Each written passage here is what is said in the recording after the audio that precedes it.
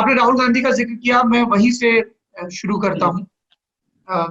मैंने राहुल गांधी का इंटरव्यू पढ़ा and I will be honest with you, मुझे उसमें कुछ भी नया नहीं मिला।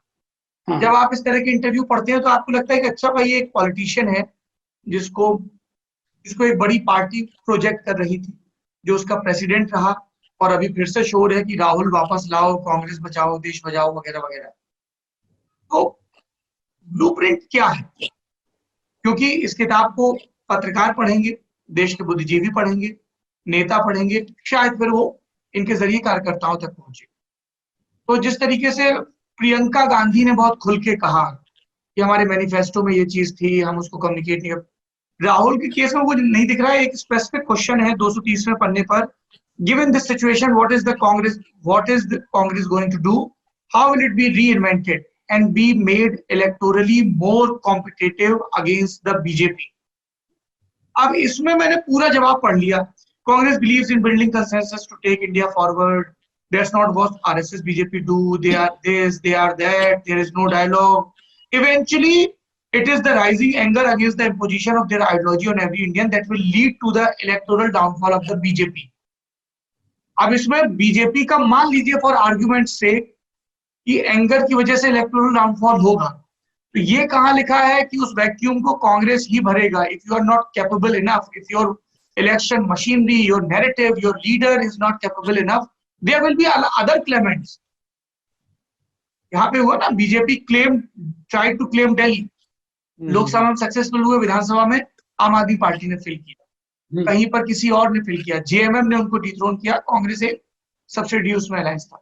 So how do you look at this कि जब राहुल गांधी से जो पॉलिटिकल सवाल पूछे जा रहे हैं उस पे उनका जो जवाब था, I want your view on that, professor. Harsh, you want to go first as always?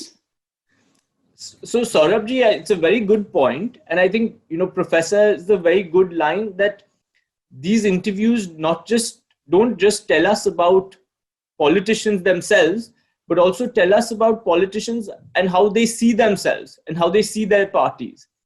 And if you think from that lens, Saurabh ji, you'll understand that this was potentially his response because he didn't actually have another response to give, or that this response tells you potentially what we're seeing lacking in the Congress leadership, why you're seeing a dissent by so many MLAs, why you're seeing this leadership crisis continue for now over one year. So I think about it from that lens, that look at their answers and you see what are they telling you about themselves, how they see themselves, how they see their parties, and how, as people like us who love politics, how do you analyze it from their political situations based on their answers? Professor, देखिए, दो तरीके हैं सवाल देखने के। I would agree with हर्ष कि जब मैं आपसे सवाल पूछता हूँ या मुझसे सवाल पूछ रहे हैं या बात कर रहे हैं और आप हिंदी लिटरेचर के स्टूडेंट रह चुके हैं, तो जब कोई आपसे सवाल पूछता है तो आप उसका जवाब देते हैं, तो आप सोच रहे हैं कि मेरी इमेज कैसे उभर रही है इसमें से, मैं कैसे अपने आप को प्रेजेंट कर रहा हूं, पहली बात।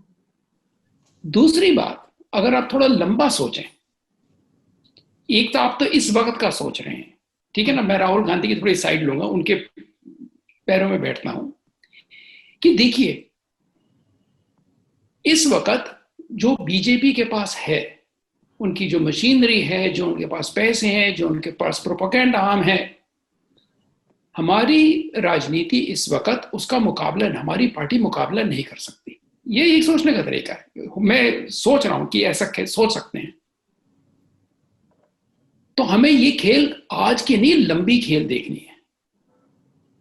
अगर आप कहें कि आज के पॉलिटिक्स में आज ही आप नंबर 2 बन जाएं और आज ही आप नंबर 1 बन जाएं, may be just may be Congress को ये रियलाइजेशन है कि ये थोड़ा लंबा खेल है, और इसलिए लंबा खेल होने की विचार, क्योंकि ये खेल लंबा है, कुछ गलतियां भाजपा भी करेगी, और जब भाजपा गलतियां करेगी तो हम उस स्थिति का फायदा उठाने के लिए सबसे पहले खड़े होंगे। और ये स्ट्रैटेजी है, आपको पसंद होना हो ये आपकी मर्जी है, ठीक है ना, पर ये कहा जा सकता है कि ये स्ट्रैटेजी है। तीसरी बात जो हर्ष ने कही वो बहुत जरूरी है कि अगर आप किताब ध्यान से देखें और आपने पढ़ ली है कि जो कांग्रेस नेता जिन्हों को हमने इंटरव्यू किया जितने भी हैं,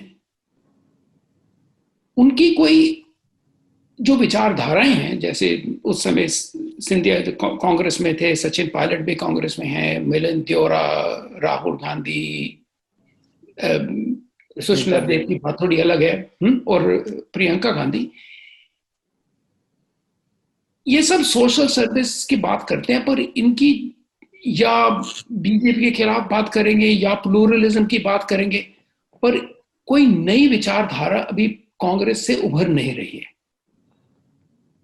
और वो इन इंटरव्यू में स्पष्ट हो जाता है। अगर आप सारे कांग्रेस के इंटरव्यू इकट्ठे पढ़ेंगे तो आप देखेंगे कोई नई विचारधारा नहीं है इसमें भी, और उनको मालूम है नई विचारधारा नहीं है, ठीक है ना। उनकी विचारधारा में कोई ऐसी बात नहीं है कि मैं कहूँ हाँ ये मुझे विचारधारा पसंद है, ठीक है ना। ओवैसी की विचारधारा है, अखिलेश की विचारधारा है, सबकी अपनी अपनी विचारधाराएं हैं, ठीक है ना। भाजपा की भी है, पसंद होना हो आपको पर है। प्रोफेसर जब आप आंसर कर रहे हैं तो मेरे दिमाग में यही चल रहा था कि कलकेश सिंह देव ने जो सजेशन दिए अबाउट द रिफॉर्म्स, या असदुद्दीन ओवैसी ने जो बात की कि मेरी ग्रेव पे लिखा हो कि एक कॉन्स्टिट्यूशनलिस्ट यहाँ पे सोया हुआ है ना, तो इनके जब आप इंटरव्यूज पढ़ते हो या केटीआर का जब आप इंटरव्यू पढ़ते हो तो आपको बहुत सारे नए नए आइडिया मिलते हैं पॉलिसी के इर्द गिर्द, गवर्नेंस के इर्द गिर्द, पॉलिटिकल आइडियोलॉजी के इर्द गिर्द। लेकिन यू राइटली पॉइंटेड आउट कि जो दिखता है थोड़ा बहुत वो एंगर दिखता है, जैसे ज्योतिरादित्य वाले इंटरव्यू में ये देखा कि आपको डिसीजन मेकर होना पड़ेगा, आप हमेशा कंसेंसस बिल्ड नहीं करते रहोगे, जिसको हम बोलते हैं ना, जो प्रकारांतर से आक्षेप था राहुल गांधी की वर्किंग स्टाइल पर। हाँ जी। और मुझे मेरा सर वही क्वेश्चन जो आपने फॉलो अप क्वेश्चन में भी पूछा कि what will be the political design to combat this propaganda, machinery, ideology, whatever you call it, क्योंकि आपका अगला सवाल यही था। So you are hoping not that Congress change its trajectory, but that the public is. And he again Farage repeats the same thing. Now my point is कि when you have to combat a machinery जहाँ पे पन्ना प्रमुख है, पन्ना प्रमुख के ऊपर booth प्रमुख है, अलग अलग प्रकोष्ठ हैं, जिस पार्टी का, जो मैं अक्सर कहता हूँ कि बीजेपी अटल बिहारी वाजपेयी और बीजेपी नरेंद्र मोदी का जो सबसे बड़ा फर्क है, वन बिगेस्ट डिफरेंस, वो ये है कि अटल बिहारी वाजपेयी के वक्त क्योंकि पहली दफा सत्ता मिली थी तो संगठन के सारे अनुभवी व्यक्ति सत्ता में आ गए, संगठन में जो लोग थे उनकी ताकत नहीं थी, और सत्ता का इस्तेमाल ऑर्गेनाइजेशन को बहुत ताकतवर बनाने में नहीं किया गया। नरेंद्र मोदी ने ये गलती नहीं की। 2014 से 2019 के बीच अमित शाह ने सत्ता की सारी ताकत संगठन को मजबूत बनाने में, चाहे वो पार्टी के दफ्तरों को बनाना हो, अलग अलग प्रोग्राम करना हो, किया। ये एक बड़ा डिफरेंस है। कांग्रेस के लेवल पर हम देखते हैं कि जैसे प्रियंका गांधी यूपी की जनरल सेक्रेटरी हो गई तो थोड़ा सा दिखता है कि कोई भी इशू हुआ तुरंत नेता पहुंचे, गिरफ्तारी हुई, लगातार ऐसी खबरें आ रही 2-3 महीने से, एक प्रेजेंस दिख रही है। पर क्या ये बात सब जगह के बारे में कही जा सकती है? जैसे when I was reading KTR's interview, I was like how easily they lost Andhra Pradesh, which is now Andhra Pradesh and Telangana. It was this state which brought them in power in 2004 and 2009. Look at the numbers. It is this state which kept them floating in 1977. और वो state आपकी आंखों के सामने से चला गया.